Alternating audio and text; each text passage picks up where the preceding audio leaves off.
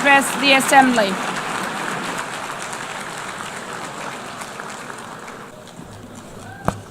His Excellency, Mr. Antonio Guterres, Secretary General of the United Nations, Her Excellency, Madam Annalena Baerbock, President of the United Nations General Assembly,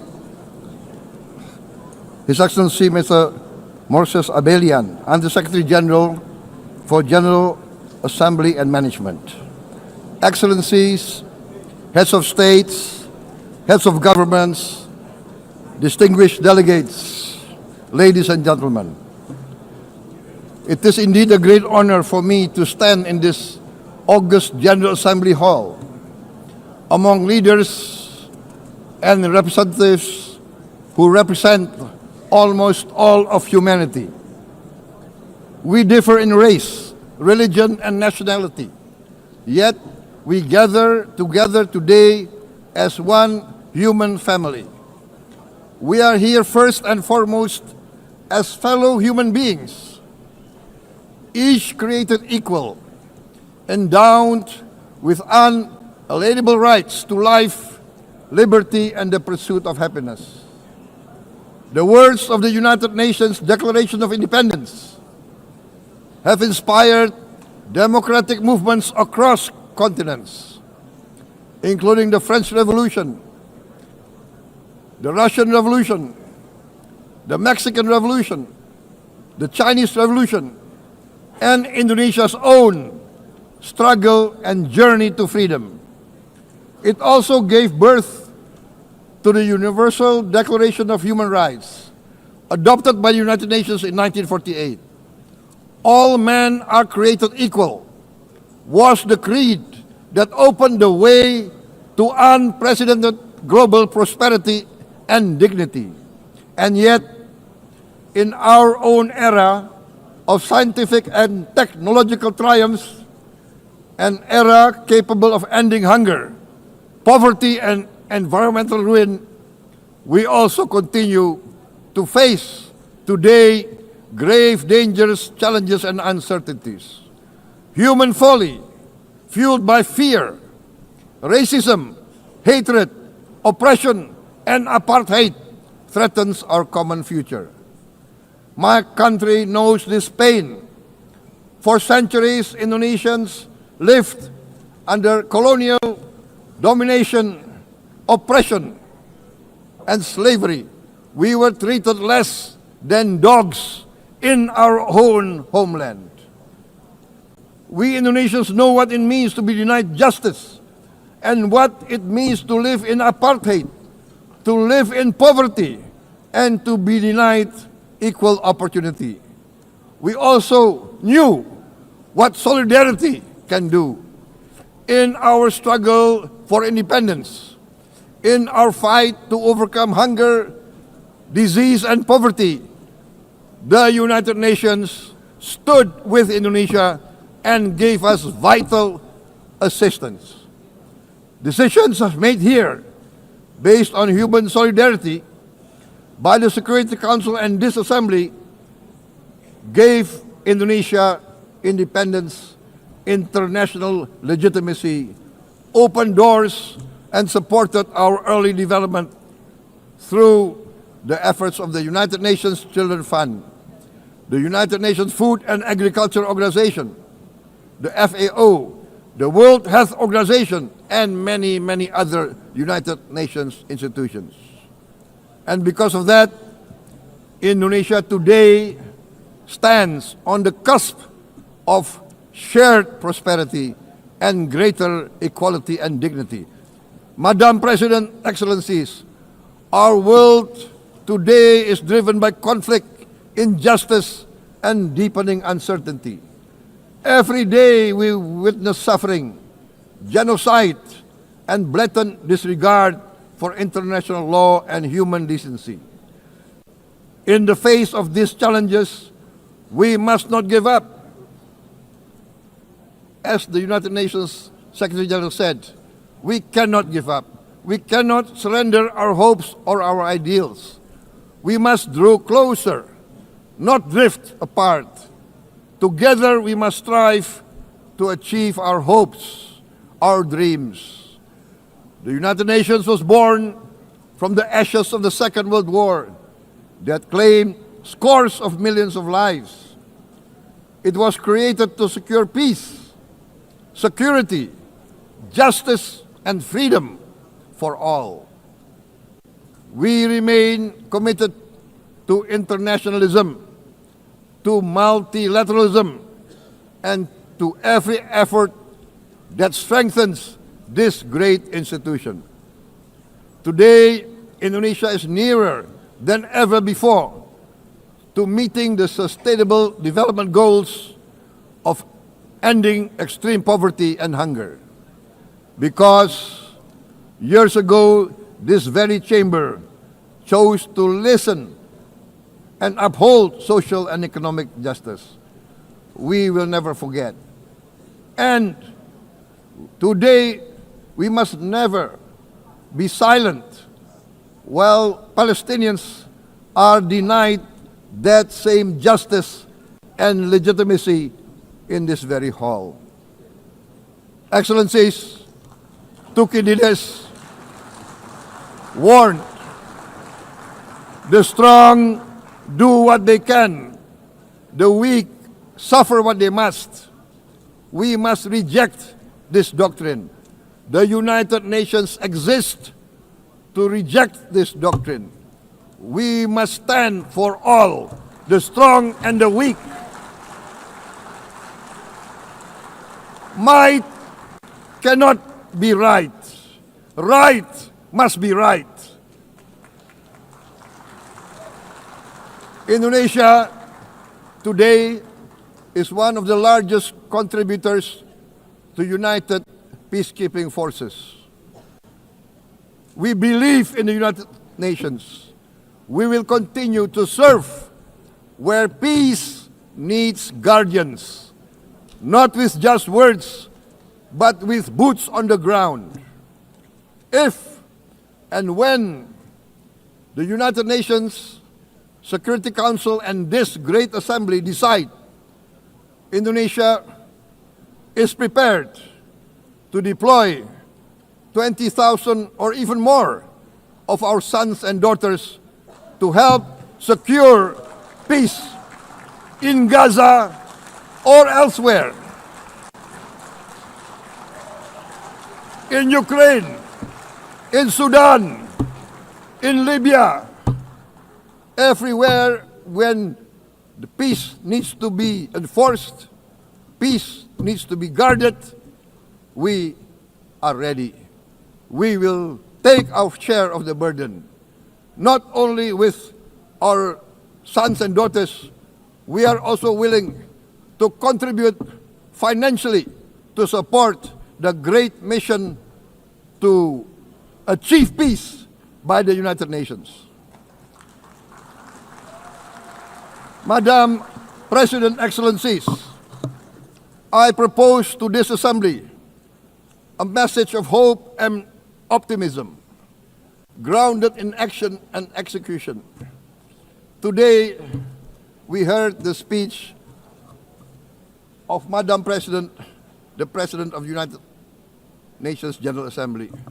Yes, it is true what she said. Without the International Civil Aviation Organization, will we be here today? Will we sit in this great hall? Without the United Nations, we cannot be safe. No country can feel secure. We need the United Nations, and Indonesia will continue to support the United Nations, even though we still struggle, but we know the world needs a strong United Nations. The world's population is growing. Our planet is under strain. Food, energy, and water insecurity haunt many nations. We choose to answer these challenges directly at home and to help abroad wherever we can. This year, Indonesia recorded the highest rice production and grain reserves in our history. We are now self-sufficient in rice, and we are starting now to export rice to other nations in need, including providing rice for Palestine. We are building resilient food supply chains, strengthening farmer productivity, investing in climate-smart agriculture to ensure food security for our children and for the children of the world. We are confident in a few years' time, Indonesia will be the granary of the world. As the world's largest island state, we testify before you that we are already experiencing the direct consequences of climate change, particularly the threat of rising sea levels. The sea level on the north coast of our capital city is increasing by 5 centimeters every year. Can you imagine in 10 years? Can you imagine in 20 years? For this, we are forced to build a giant seawall, 480 kilometers in length. It will take us maybe 20 years, but we have no choice. We have to start now. Therefore, we choose to confront climate change not by slogans, but by immediate steps. We are committed to meeting our 2015 Paris Agreement obligations. We aim to achieve net zero emission by 2060, and we are very confident we can achieve net zero emission much earlier. We aim to reforest more than 12 million hectares of degraded forest, to reduce forest degradation, to empower local communities with quality green jobs for the future. Indonesia is shifting decisively from fossil fuel-based development towards renewable-based development. From next year, most of our additional power generation capacity will come from renewables. Our goal is clear: to lift all of our citizens out of poverty and make Indonesia a hub for solutions to food, energy, and water security. Madam President, Excellencies, we live in a time when hatred and violence can seem to be the loudest voices. But beneath this loud noise lies a quieter truth, that every person longs to be safe, to be respected, to be loved, and to leave a better world to their children. Our children are watching. They are learning leadership not from textbook, but from our choices. Today, still, a catastrophic situation in Gaza is unfolding before our eyes. At this very moment, the innocent are crying for help, are crying to be saved. Who will save them? Who will save the innocent? Who will save the old and women? Millions are facing danger at this very moment. As we sit here, they are facing trauma. They are facing irreparable damage to their bodies. They are dying of starvation. Can we remain silent? Will there be no answer to their screams? Will we teach them that the human family can rise to the challenge? Madam President, we must act now. Many speakers have said that. We must stand for a multilateral order where peace, prosperity, and progress are not the privilege of a few, but the right of all. With a strong United Nations, we can build a world where the weak do not suffer what they must, but live the justice that they deserve. Let us continue humanity's great journey of ideals, the selfless aspirations that created the United Nations. Let us use science to uplift, not use science to destroy. Let rising nations help others to lift themselves. I am convinced that the leaders of the great world civilizations of the West, of the East, of the North, of the South, leaders of America, Europe, of India, China, the Islamic world, the whole world, I am convinced they will rise to their role demanded by history. We are all hopeful that the leaders of the world will show great statesmanship, great wisdom, restraint, humility, overcome hate, overcome suspicion.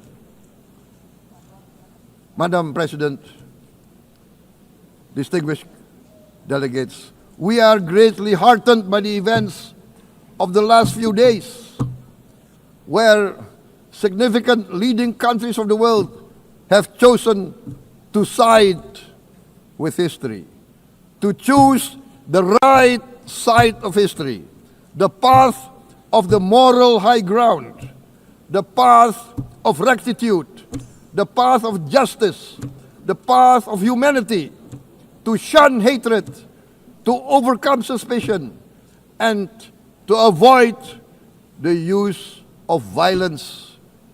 The use of violence will beget violence. No one country can bully the whole community of the human family.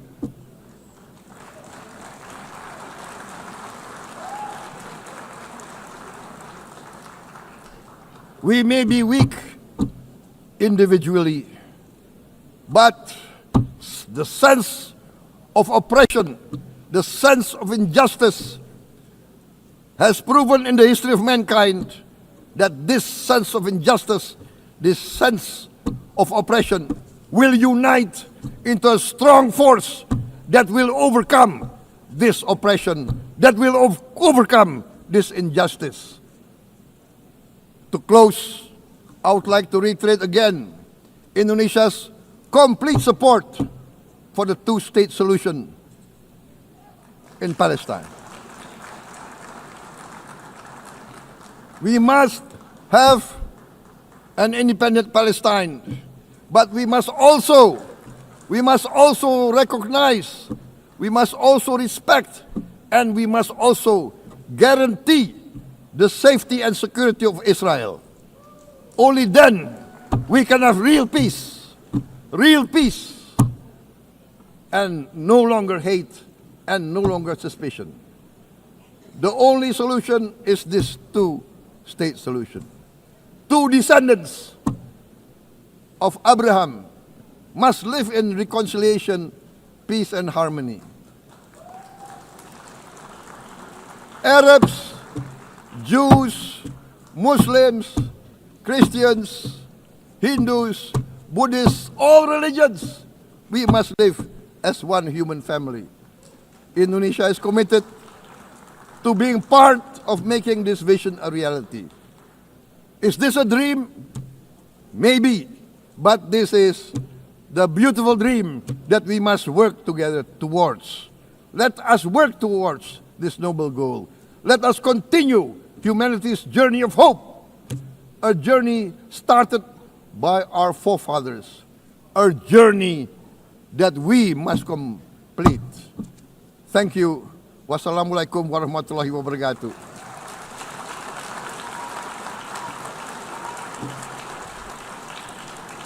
Shalom. Om Santi, Santi, Santi Om. Namo Buddhaya. Thank you very much. May God bless us all. May peace be upon us. Thank you very much. Thank you. On behalf of the Assembly, I wish to thank the President of the Republic of Indonesia.